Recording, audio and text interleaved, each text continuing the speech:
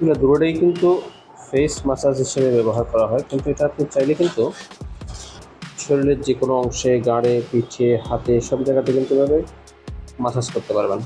এটা একটু সাইজে ছোট আর এটা একটু বড়। আর এটাতে আবার সাথে অ্যাকু পয়েন্ট প্রেস করার জন্য শরীরের বিভিন্ন অংশে প্রেস করে যেই আকু থেরাপি দেওয়া হয়, সাথে কিন্তু আপনি এটা থেরাপির কাজে ব্যবহার করতে পারেন।